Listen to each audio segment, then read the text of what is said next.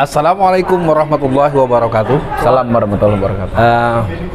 Pemirsa, hari ini kita jumpa dengan seorang yang sangat dikenal luas. Dia kita panggil Bang Aziz Yanwar. Assalamualaikum. Waalaikumsalam. Siap, Ustaz. Bang Aziz Yanwar ini adalah adik saya, sahabat saya, dan seorang penasihat hukum, lawyers, atau orang yang punya tugas mulia untuk mengawal para ulama, para habaib, dan semoga Bang Aziz pada kesempatan ini dalam keadaan sehat ya. Amin, insyaallah. Pemirsa sekalian, cara kita hari ini adalah uwat bertamu. Mungkin formatnya adalah kebetulan kita ada kesempatan berjumpa. Kita mau denger dulu yang pertama dari Bang Aziz. Gimana Bang Aziz ceritanya bisa jadi pengacara? Itu kira-kira cita-cita dari orok atau cita-cita waktu SD? Ya. Atau gimana tuh Bang Aziz ceritanya? Ya, terima kasih Ustadz atas pertanyaannya. Jadi kalau jadi pengacara itu saya baru ada keinginan itu mungkin ketika SMA. Jadi ketika SMA itu sering ada guru saya waktu itu, kalau nggak salah namanya Bu Puji di SMA 91 saya dulu. Dia guru sosiologi. Saya dari kelas 1 memang sudah berazam untuk masuk IPS gitu kan. jadi memang apa karena matematikanya lemah atau gimana tuh? Ya karena saya mencoba untuk sebisa mungkin menjauhi hitung-hitungan gitu kan. Karena saya orangnya nggak hitung-hitungan gitu kan. Jadi orangnya sangat pemurah ya, nggak hitung-hitungan. Baik hati. Susah berbagi. Iya. Kalau orang kalau nama-nama kamu. Canda. Iya, lanjut. Nah, jadi waktu pelajaran sosiologi itu mereka guru itu membuat dua bagian. Ada yang pro dan kontra. Setiap ada isu gitu kan, ada yang pro dan kontra gitu kan. Jadi lalu saya di situ diminta untuk kadang pro kadang kontra untuk satu isu lah gitu kan. Dan saya selalu bisa untuk mempertahankan argumen gitu kan, yang logis dan juga berdasar gitu kan. Dan memang keinginan saya untuk berargumen itu besar lah waktu itu gitu. Sehingga ya udah membuat saya suka mungkin berdebat lah seperti itu kan, secara gampangnya lah. Nah itu yang membuat dan sudah ada muncul giroh-giroh atau keinginan untuk meluruskan yang keliru dan Dan saat itu sudah dengan spirit Islam ya? Belum ya, masih dulu belum keadilan sosial aja ya, belum. sosial. Dulu bacaan saya tuh Das Kapital, terus siapa tuh namanya yang ini Karl Marx, terus ada dulu yang saya lupa namanya, udah agak lama tuh. Model kiri lah, bacaan kiri saya dulu waktu itu. Jadi itu SMA atau kuliah? SMA. Oh, SMA udah baca itu. Madilog Tan Malaka. Oh, Madilog. Terus udah gitu ada satu buku tuh saya suka tuh, dia dari Italia tuh, saya lupa namanya, tapi dia tuh yang menginspirasi saya untuk kita itu memperjuangkan sesuatu yang kita anggap benar seperti itu. Tapi waktu itu dia levelnya maksudnya sosialis, komunis lah gitu kan gitu. Jadi memang saya banyak baca buku-buku itu, terus di bawah bendera revolusi Soekarno gitu kan gitu. Ya, jadi ya. Jadi saya baca-baca kayak gitu dan itu menginspirasi saya. Terus ketika kuliah juga lingkungan saya lingkungan kiri juga gitu kan. Jadi saya banyak diskusi dengan hal-hal yang seperti itu gitu. Ya sudah, dan saya ngambil fakultas hukum, bergulir lah sampai sekarang. Sempat dan idealisme itu terus terpelihara meskipun saya itu sempat kerja di institusi atau lingkungan yang maksudnya formal lah gitu kan, pekerjaan yang memang maksudnya profesional lah gitu kan, seperti itu. Itu sih, jadi memang nilai keislaman dalam koneksitasnya dengan peran-peran kepengacaraan itu kapan mulai tumbuhnya itu? Kalau nilai keislaman itu sebenarnya saya dari SMA udah ikut rohis, cuma rohis yang kiri. Jadi saya ada rohis kiri, boleh tuh ceritain tuh. Jadi SMA tuh saya ikut rohis, cuma ya saya nggak seperti anak rohis pada umumnya gitu. Saya melakukan hal-hal yang nggak lazim untuk anak-anak rohis, misalnya saya merokok gitu kan, terus apa sih ya inilah apa berikhtilat gitulah seperti itu. Jadi apa ya nggak lazim lah gitu. Mungkin masuk pada kelompok sekuler ya. Sekuler lah Sekuler ya. gitu. Jadi tapi tetap ada apa namanya? Saya menganggap bahwa hal dan jadi gini, sesekuler-sekulernya saya waktu dulu, saya tidak pernah berani untuk menyinggung hal-hal yang memang terkait akidah. Iya, prinsip gitu. Ya, prinsip. Entah kenapa saya nggak berani gitu terkait misalnya contoh misalnya hijab, poligami, terus hal-hal yang memang diatur syariat itu riba dan segala macam. Saya nggak pernah berani untuk mengkritik keras itu atau mengkoreksi itu. Entah gimana naluri saya nggak berani untuk itu. Meskipun saya punya pasti ini kok kayak nggak bener. Cuma saya nggak berani gitu. Jadi memang itu apa ya? Alhamdulillah saya udah nggak berani dari awal untuk itulah seperti itu. Kalau boleh saya lompat dikit ini, Bang Ajis tahu nggak kalau Bang Ajis sekarang boleh dibilang pengacara papan tengah atas? Terus terang aja ya. Saya nggak merasa. Ini iya, antum boleh nggak berasa. Saya yang banyak bergaul ya kan, saya udah masuk tahun ke 39 ya. 39 tahun saya, bukan umur ya, bukan umur. Peran-peran keumatan, jadi saya kadang-kadang merasa apa ya? Merasa tersanjung juga kenal baik dengan Ajis. Makanya saya sempat bilang kemarin, Ajis lu jangan sombong loh. Itu karena ada sebabnya. Karena nama antum udah jadi ini bener jadi rujukan. Ketika dulu pernah ada Mahendra Data, Ahmad Mihdan, Munarman, itu tengah atas yang kelihatannya bintangnya itu berasa ya, tentu nih bahasa ini tentu diharapkan sebagai apa ya, anugerah, tahanut binikmah dan sekaligus ya mungkin orang punya pandangan kayak gitu. Bang Ajis makasih komentar apa itu? Bang Ajis keren gitu kata orang-orang. Sih saya paling kalau dibandingkan sama guru-guru saya tadi ya, ada apa Pak Muhammad Al-Segaf marhum, kemudian tadi Pak Mahendra Data, Pak Mihdan, dan banyak lagi lah senior-senior itu kan guru-guru saya dan saya masih jauh lah dari itu dan saya masih banyak belajar sampai sekarang sama mereka. Saya masih banyak komunikasi sama mereka gitu kan, karena saya nggak pernah merasa seperti itu dan apa bukan urusan dan bukan tujuan saya sebenarnya gitu. Baik, bisa sekalian kita akan coba masuk ke bagian yang agak sensitif. Tapi kita tetap akan masuk kepada kesejatian seorang Bang Aziz Yanuar, dan saya dari dulu melihat senyumnya. Terus kalau ditelepon itu jawabnya enak banget ya. Padahal dia mungkin lagi sibuk, mungkin dia lagi rumit, lagi ribet, lagi ruwet, tapi selalu menjawab telepon itu dengan ramah. Dan ini mungkin pelajaran penting buat para generasi muda. Tetaplah tampil dengan baik di hadapan siapapun, karena kebaikan kita akan memberi energi kebaikan. Kita akan mulai bagaimana ceritanya ketika Bang Ajis menangani kasus yang terasa berat gitu ya. Kapan terasa, kayaknya gue sanggup nggak nih gitu ya. Waktu kasus yang mana nih pertama kali bergabung dalam tim pengacara? Waktu dulu awal saya pernah nanganin kasus teman-teman Front Pembela Islam waktu demo DPRD kasus Ahok dulu 2012 kalau saya nggak salah. 12 atau berapa? Lupa. Iya, 2014 Ahok. 2012 enggak, yang demo. Oh, yang baru ya. Demo waktu itu. Bergabung dia. Iya, 2012. Demo yang ada rusuh di depan kantor DPRD. Iya.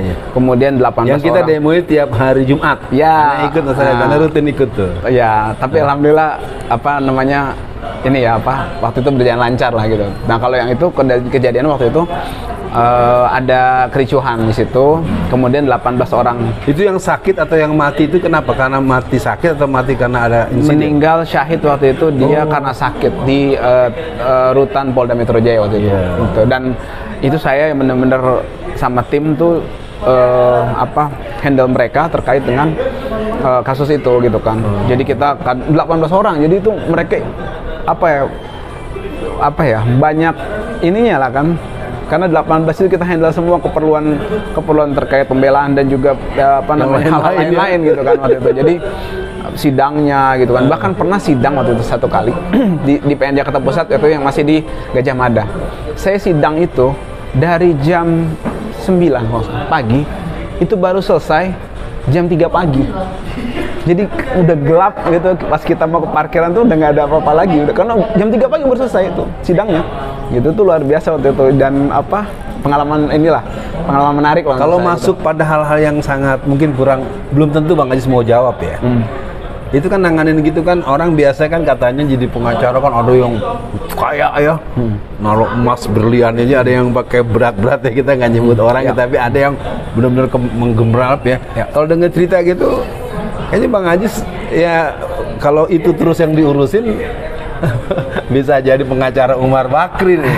Gimana tuh menghadapi masa-masa seperti itu, penanganan yang kasusnya 18 orang dan kasus-kasus yang memang kasus perjuangan kan? Tentu kan nggak ada ceritanya. Apa mau kasih berapa katakanlah, itu kan ada ya perjanjian menangani kasus. Itu gimana Bang Ajis dengan kesulitan itu? Yang pertama tadi menarik yang disinggung oleh Ustadz tadi terkait dengan sebenarnya yang bersangkutan tadi itu saya angkat topi lah sama beliau, ilmunya luar biasa lah. Beberapa pihak pengacara-pengacara papan atas yang bergelimang kemewahan tuh saya angkat topi dengan keahliannya ya, dengan keilmuannya gitu. Jadi saya salut dan masih banyak belajar juga sama mereka. Itu kebetulan kalau tadi yang dimaksud Bang Hotman Paris ya, mungkin dia itu dulu salah satu guru saya juga di pengacaraan. Saya pernah diajar sama dia gitu. Jadi secara keilmuan saya memang angkat topi sama beliau. Gitu juga dengan pengacara-pengacara papan atas lainnya. Itu memang saya banyak belajar sama mereka untuk keilmuannya.